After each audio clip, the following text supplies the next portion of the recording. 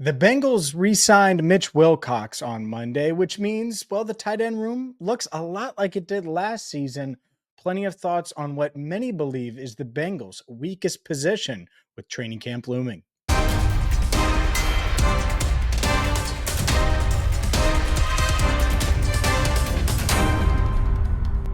Hi again, everyone, and welcome into Cincinnati Bengals Talk. I'm James Rapien of allbengals.com. Make sure you get that Rivertown Inquiry swag at rivertowninquiry.com. They are cooking some new orange and black gear for you, so check them out right now online, or there are two locations, Findlay Market and in Oakley. And let's dive in and make sure you hit that subscribe button and ring the bell, because training camp is Wednesday and we're going to have you covered wire to wire, all things camp, preseason. My roster projections are coming out on Tuesday as well. And if you missed anything we posted Monday, from Mike Brown to Zach Taylor to my thoughts on all of their comments, from Joe Burrow's extension and so much more, well, check them out right now on CBT. But let's dive into this tight end spot, because Mitch Wilcox, it was re-signed. He was put on the physically unable to perform list, but he's expected to be off of that anytime now. Underwent some offseason surgery.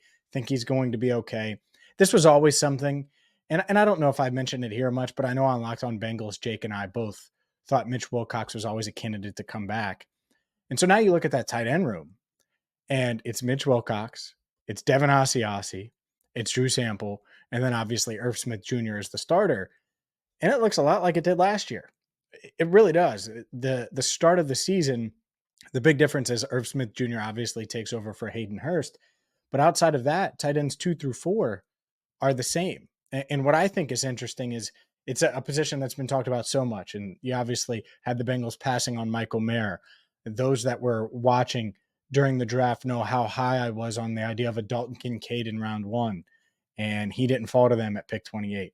Or maybe a Sam Laporta in round 2. He didn't get out of I think it was pick 34 to the Lions. The point is those high-end passing game tight ends, well, they weren't there when the Bengals would have taken them.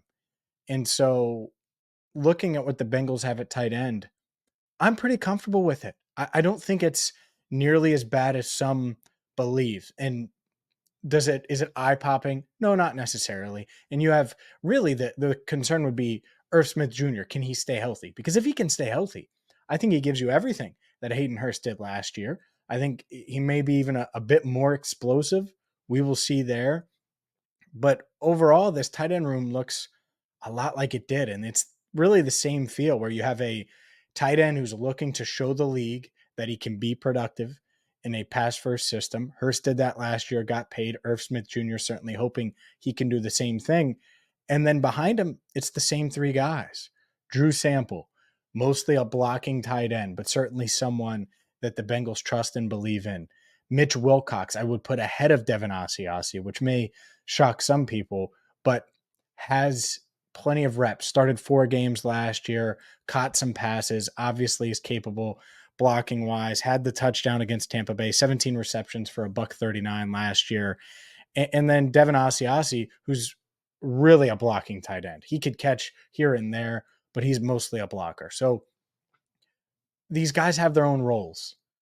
And I know tight end has been such a hot button topic on this show, on throughout Bengals Nation, essentially over the past 6 months. But I feel pretty good about it. And so if tight end is their biggest weakness, and when we go over the roster projection, I certainly think that you could peg tight end, because it's such a deep team, as their biggest weakness. But that's a heck of a weakness, because you have Irv Smith Jr., who I believe in, I think is going to make an impact right away. I know the Bengals believe in. And then you have other guys that we know what they are. And what they are fits what the Bengals are looking to do. Mitch Wilcox, Drew Sample, Devin Asiasi. They can all block. They can catch passes if needed. But if Irv Smith Jr. goes down, I think Wilcox would be the primary pass catcher out of those 3.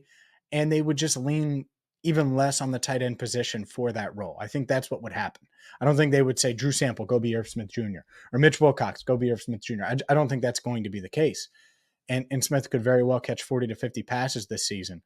So I know it's been a big topic. I know it's been a major concern, but with veterans reporting to camp today, I feel pretty good about the Bengals tight end room. Am I crazy?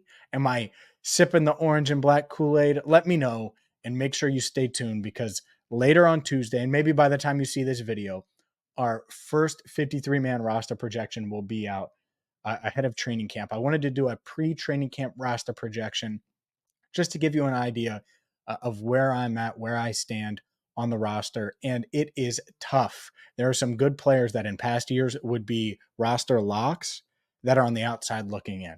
So I'm really excited to share my thoughts with you on the Bengals 53 before training camp. Obviously, it's going to change. There's going to be a lot of moving parts. There are certainly things that happen that you can't predict, whether it's injuries, whether it's guys just dominating that you didn't expect to dominate. So we will see. But overall, I think this Bengals team is extremely deep, and tight end, if it is their worst position, they got better by adding Mitch Wilcox.